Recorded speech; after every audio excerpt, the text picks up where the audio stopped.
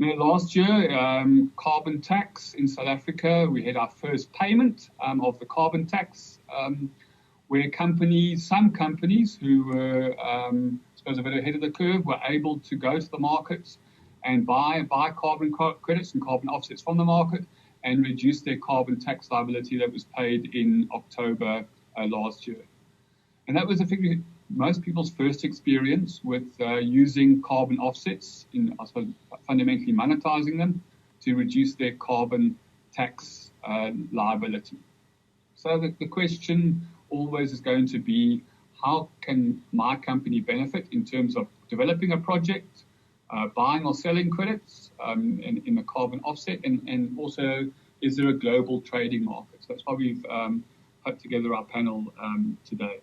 Under normal business as usual scenarios, companies will have emissions, and in some cases, it's really difficult for companies to adjust their processes or do something themselves to reduce an emission.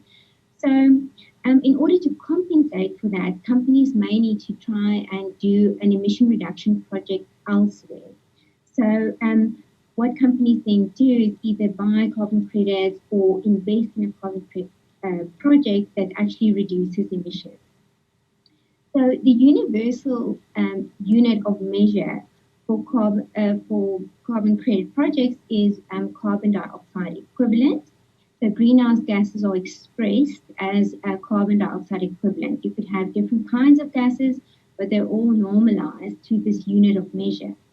So for every 1 ton of carbon dioxide equivalent that's reduced, this equates to 1 carbon credit. So if you're able to register this project, this emission reduction project, under a specific standard and get your credits issued, then you can now use these credits to either meet your compliance obligations, as Dwayne was talking about, the international emissions trading schemes. You could either use those credits to meet your compliance obligations, or you could even use it for voluntary purposes where you want to improve your business profile. So as Dwayne was saying, in South Africa and under our carbon tax, you can actually use carbon credits to benefit from the carbon offset allowance, which allows 10% allowance for fuel combustion activities and 10% process and fugitive activities. We're actually seeing quite a growth in the number of carbon pricing mechanisms, as you showed on your slide. A lot of countries are introducing emissions trading schemes or carbon taxes to reduce their country's emissions.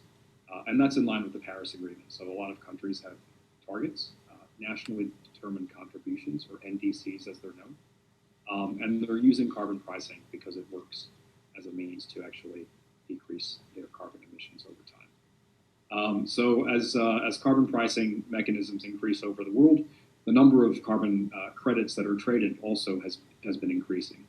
The biggest carbon pricing mechanism is the European Union Emissions Trading Scheme. So the EU ETS, as it's known, it's been around since 2005. So it's been around for 16 years now, 15, 16 years. And initially, the goal of the EU ETS was to reduce the emissions of the European Union by 20% by 2020. So with the carbon price that was introduced through the emissions trading scheme in Europe, they've actually beat that target by 2020. I think they had a 22% emission reduction by 2020. And they're now looking ahead to 2030. So their 2030 target is now 55%, a 55% reduction based on 1990 levels. So you can see that when carbon prices are introduced into an economy, the economy responds to that price. It's a very effective mechanism. So you put in a carbon price, and then businesses and project developers and individuals are incentivized to reduce their carbon pollution, and as a result, the emissions of that country decrease significantly. So obviously, those carbon pricing mechanisms in Europe, in Korea, there was a carbon pricing mechanism in Australia for a few years. California has one. Colombia has a carbon tax. All of these markets have been operating for a while, and they're actually doing what they're supposed to, which is driving down emissions.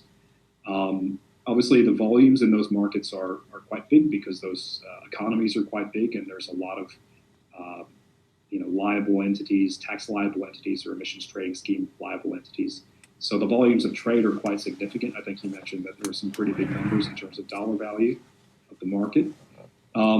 In South Africa, the South African carbon tax, it's off to a good start. We're quite impressed with the way the offset component of the carbon tax has been implemented. The first compliance deadline was October of last year, and the registry and all of the market infrastructure was in place for that. We just did a quick look at the registry this morning. We did a quick trade, and we looked at some of the data there. So as of today, as of this morning, there were 5.4 million offsets listed in the Carbon Offset Administration System to date. And 3 million of those have been retired. So you'd expect most of those would have been retired in October of last year. So that leaves 2.4 million offsets available in the registry at the moment. So that's kind of where the market's at. Obviously, the global market's much bigger than the South African market, but the carbon tax and the offset component of the carbon tax is off to a very good start.